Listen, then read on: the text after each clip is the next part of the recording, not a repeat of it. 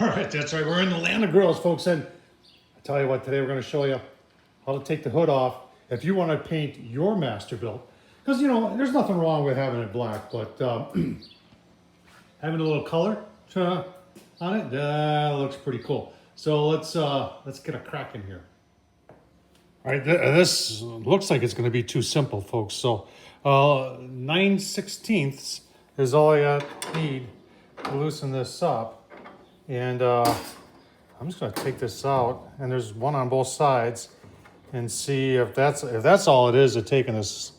The other on the 560 was a much bigger challenge. This looks like it's going to be it. So we'll get the other side off, give you a look-see.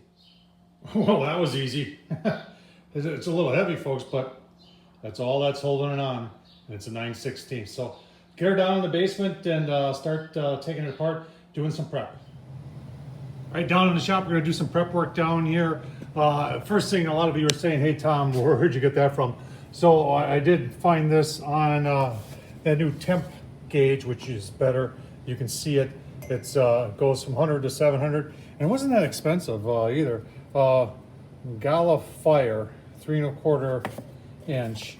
And fits a 3/8 inch hole.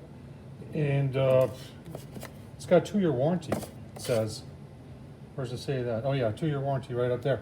So we're gonna take that off, and then that badge, you'll take a look at the badge. All right, so there's the nuts that hold on the badge, and you gotta ask yourself, do you wanna take that risk, or should you just take the time to tape it up on the outside?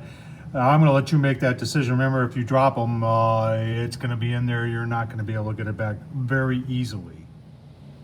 All right, got them out. Guess what? There's washers on them. That's where the washers ended up. Yeah, you got it. So whatever. I'm not going to try and get them out. We'll live with it. All right, I already started doing some sanding. I'm using the Bauer Random Orbit cordless, folks. I did a review on that. Thing's awesome. So my goal here is, first of all, I'm not going to paint this back here, because that's where the vent is. This is going to turn black or it's going to get stained if you put any color on there. So I'm going to leave that black, tape it off. The whole sides from this flange down and over, it's going to stay black. This is going to stay black here. The color is going to be just on this face and the front. So we're going to sand it. I'm using, what am I using here? 220 grit. If you got something finer, go ahead with something finer. I'm going to wipe it down and then give you a look.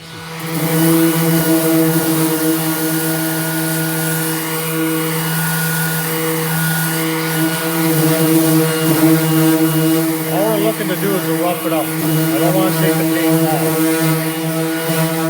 off. All right, so that's kind of what it looks like. I will take some denatured alcohol, wipe this all down before I paint. If you're wondering what this orange blob is, that's high temp food safe caulk. So they had another hole in here, and it's for that little temp probe they have. Has a little, that's where the gauge, I guess, reads, but there was there was a lot of smoke coming through there, and that's going to stain my new paint. So I plugged it up inside and outside with food safe high temp, 700 degree high temp caulk. Yeah, you got the bare spot right there. So when you're sanding, you find out where the high spots are, and that's where she wore through, but that'll be fine. All right, painter's tape, that's all I did. And it makes it really easy when you paint just this inside piece here, because it's really easy to tape all the way around. And like I said, we're gonna leave that back section unpainted, because the smoke comes through there, and whatever color we put that in, it's no matter how well we clean it, you know how well I clean my grills, that it'll stain that. So next up is the paint. All right, so there's the paint applied.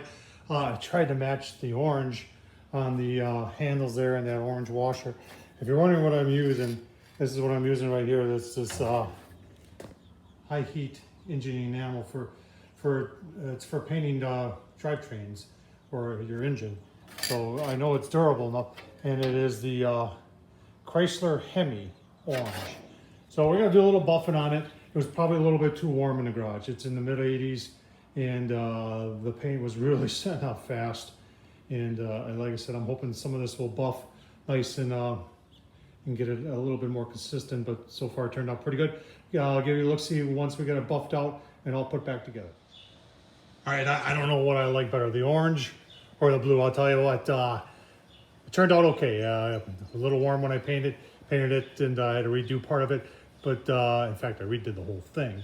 But all in all, it turned out great. Really like that color. And we've got the new temp gauge on there too. This thing's ready to rock and roll, folks. And the blue one looks good too. So I tell you what, I hope you enjoyed this. Like I said, nothing I did here today makes this cook any better. It just makes it, gives a little bit of a cool factor. And, you know, it gives a little bit more better idea of what your temps are doing using a real temperature gauge instead of one that says smoke, warm, and barbecue and all that other stuff. That's, in my opinion, that's ridiculous. So I'll tell you what, folks, thanks for playing along. Tom Horseman YouTube, thumbs up, leave a comment, and as always, can't say it enough. Thanks for watching.